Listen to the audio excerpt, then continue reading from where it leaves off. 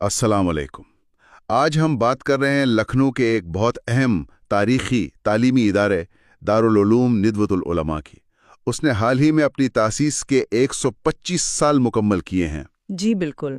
یہ ادارہ دریائے گومتی کے کنارے تقریباً 20 ایکڑ کے رقبے پر پھیلا ہوا ہے۔ جی ہمارے پاس اس ادارے کے حوالے سے کچھ معلومات ہیں، اس کی تاریخ، اس کا تعلیمی نظام، اس کے اثرات۔ تو آئیے ذرا اس پر تفصیل سے بات کرتے ہیں۔ جی ضرور۔ ندوۃ العلماء دیکھیں، یہ صرف ایک اسلامی یونیورسٹی نہیں ہے، یہ ایک فکری تحریک کا مرکز بھی رہا ہے۔ اچھا۔ جی، اور اس کی جڑیں تو ادارے کے باقاعدہ قیام سے بھی پہلے 1892 میں ملتی ہیں، جب انجمن ندوۃ العلماء بنی تھی۔ یعنی ادارے سے بھی پہلے؟ بالکل، اور اس کا بنیادی مقصد اس وقت یہ تھا کہ جو دینی اور دنیاوی تعلیم کے بیچ ایک خلیج، ایک فاصلہ بڑھتا جا رہا تھا، اسے کم کیا جائے، مسلمانوں میں ایک فکری اتحاد لایا جائے، اور جو مدارس کا نصاب تھا اس میں وقت کے لحاظ سے ضروری اصلاحات کی جائیں۔ تو یہ جو دینی اور دنیاوی تعلیم کے درمیان فاصلے کو کم کرنے کی بات ہے، کیا یہ اس وقت کے جو دوسرے بڑے ادارے تھے جیسے دیوبند یا علی گڑھ، ان کے نقطہ نظر سے مختلف تھا؟ ہاں، کہہ سکتے ہیں کہ یہ ایک طرح سے درمیانی راہ نکالنے کی کوشش تھی۔ آپ دیکھیں، ایک طرف روایتی دینی تعلیم تھی، دوسری طرف مغربی طرز کی جدید تعلیم آ رہی تھی۔ صحیح۔ تو ندوہ کا ویژن یہ تھا کہ ایسے علماء، ایسے افراد تیار ہوں جو دینی علوم میں تو پختہ ہوں، گہری نظر رکھتے ہوں، لیکن ساتھ ساتھ جدید دنیا کے جو مسائل ہیں، اس کی زبان ہے، اس سے بھی واقف ہوں۔ اچھا۔ اسی لیے آپ دیکھیں گے کہ شروع سے ہی دینی علوم کے ساتھ ساتھ عربی زبان و ادب پر بہت زور دیا گیا، اور انگریزی زبان کو بھی نصاب کا حصہ بنانے پر توجہ دی گئی۔ اور اس میں علامہ شبلی نعمانی جیسے بڑے ناموں کا کردار رہا؟ جی بالکل، علامہ شبلی نعمانی اور دوسرے علماء کی کوششوں سے ہی اس کا تعلیمی معیار بلند ہوا اور یہ ویژن سامنے آیا۔ پھر بعد میں ہم دیکھتے ہیں علامہ سید سلیمان ندوی اور خاص طور پر مولانا ابو الحسن علی ندوی یعنی علی میاں صاحب جیسی شخصیات نے تو اسے ایک عالمی پہچان دی۔ یقیناً۔ کہا جاتا ہے کہ ان کی وجہ سے ندوہ اپنے مقاصد میں بہت آگے بڑھا۔ یہ کیسے ہوا؟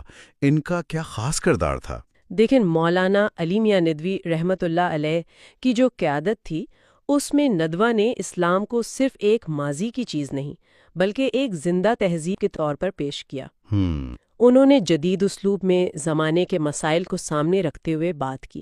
اس سے نہ صرف بر صغیر میں بلکہ پوری عرب دنیا اور مغرب میں بھی ادارے کو ایک شناخت ملی۔ ان کی فکر صرف علمی بحثوں تک نہیں تھی بلکہ اسلام کا جو عملی انسانی پیغام ہے اسے دنیا تک پہنچانا تھا۔ صحیح۔ اچھا، اب ذرا اس کے تعلیمی نظام پر بات کریں۔ وہ کیسا ہے؟ سنا ہے کئی مرحلوں پر مشتمل ہے۔ جی، اس میں بنیادی طور پر 4 مراحل ہیں۔ ایک ابتدائی مرحلہ ہے، پھر 5 سال کا ثانوی ہے، اس کے بعد 4 سالہ کلیہ ہے جو آپ سمجھ لیں گریجویشن کے برابر ہے۔ ٹھیک۔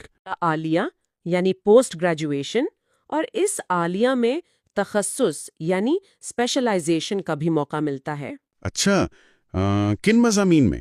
جیسے حدیث میں، فقہ میں یا عربی ادب میں گہرائی سے مطالعہ کرنا چاہیں تو وہ بھی ممکن ہے۔ تو یہ تو ہوئی نصابی تعلیم، لیکن کیا طلبہ کی عملی تربیت کا بھی کوئی انتظام ہے؟ مطلب کلاس روم سے باہر بھی کچھ ہوتا ہے؟ جی بالکل، تربیت پر تو بہت زور ہے۔ ہفتہ وار انجمنیں قائم ہے۔ انجمنیں؟ یہ کیا ہوتی ہیں؟ یہ طلبہ کی سوسائٹیز ہیں جہاں وہ مختلف زبانوں میں، عربی، اردو، انگریزی میں تقریر اور تحریر کی مشق کرتے ہیں۔ اچھا۔ پھر دیوار اخبارات ہیں یعنی وال میگزینز، ایک نادی عربی یعنی عربی کلب ہے جہاں عربی بول چال کا ماحول فراہم کیا جاتا ہے۔ مطالعے کے حلقے بھی ہیں۔ اور یہ جو سنا ہے کہ طلباء اور اساتذہ شہر کی مسجدوں میں بھی جاتے ہیں؟ جی ہاں، وہ ایک بہت اہم شعبہ ہے، دعوت و ارشاد۔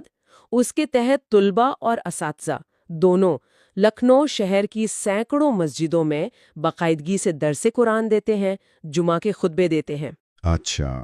اس سے ان کا عوام سے براہ راست رابطہ بنتا ہے اور انہیں عملی میدان کا تجربہ ملتا ہے۔ یہ تو بہت اہم پہلو ہے۔ اچھا، وسائل کے لحاظ سے اگر دیکھیں تو لائبریری کا بہت ذکر آتا ہے۔ جی ہاں، مرکزی لائبریری جو ہے وہ علامہ شبلی نعمانی لائبریری کہلاتی ہے، بہت ہی شاندار ہے۔ وہاں ایک طرف تو قدیم کتابیں مخطوطات تک محفوظ ہیں، ان کے تحفظ کا انتظام ہے، اور دوسری طرف جدید دور کے مطابق ڈیجیٹلائزیشن کا کام بھی ہو رہا ہے۔ مجموعی طور پر ادارے کی مختلف لائبریریوں کو ملا کر کہا جاتا ہے کہ 5 لاکھ سے زائد کتابیں موجود ہیں۔ 5 لاکھ کتابیں اور ڈیجیٹلائزیشن بھی، یہ تو واقعی ایک علمی خزانہ ہے۔ بالکل۔ اس کے علاوہ جدید سہولیات میں اور کیا کیا شامل ہے؟ دیکھیں، طلبہ کے لیے انگریزی زبان سکھانے کا شعبہ ہے، کمپیوٹر کی تعلیم کا انتظام ہے، ٹھیک ہے۔ صحت کی سہولیات کے لیے ایک بڑا کثیر المنزلہ ہسپتال بھی ہے، ڈاکٹر عبدالعلی حسنی ہسپتال، ماشاءاللہ۔ اور ایک بہت بڑا مرکزی باورچی خانہ ہے جو روزانہ تقریباً 2000 افراد کے لیے حفظان صحت کے اصولوں کے مطابق کھانا تیار کرتا ہے۔ 2000 افراد روزانہ؟ جی۔ اور ایک دلچسپ بات یہ ہے کہ طلبہ کا وقت بچانے کے لیے ٹفن جو ہے وہ ان کے کمروں تک پہنچایا جاتا ہے۔ اچھا، یہ تو بڑا زبردست انتظام ہے۔ طلبہ کا کتنا وقت بچتا ہوگا اس سے؟ جی بالکل۔ اچھا، ادارے کے علمی اثرات کی بات کریں۔ تحقیق و اشاعت کے میدان میں کیا کام ہو رہا ہے؟ کیا یہاں سے کچھ شائع بھی ہوتا ہے؟ جی ہاں، تحقیق و اشاعت کا شعبہ بھی بہت فعال ہے۔ یہاں سے 5 رسالے نکلتے ہیں، عربی میں، اردو میں، انگریزی اور ہندی میں بھی۔ 5 رسالے؟ جی، ان میں خاص طور پر عربی رسالہ البیت الاسلامی جو 1955 سے نکل رہا ہے، اور ایک اور عربی رسالہ الرائد، یہ عالم عرب میں بہت مشہور ہیں۔ اس کے علاوہ مجلس تحقیق و نشریات اسلام کے تحت اب تک 400 سے زیادہ اہم کتابیں بھی شائع ہو چکی ہیں۔ 400 کتابیں؟ تو اس کا دائرہ کار تو پھر صرف لکھنؤ تک محدود نہیں لگتا؟ نہیں، بالکل نہیں۔ اس کی اپنی شاخیں بھی ہیں ملک کے مختلف حصوں میں، اور اس سے منسلک یعنی افیلیٹڈ مدارس کی تعداد ملک بھر میں 450 سے زیادہ ہے۔ 450 مدارس؟ جی، اور ان میں مجموعی طور پر 70,000 سے زیادہ طلبہ و طالبات زیر تعلیم ہیں۔ 70,000؟ یہ تو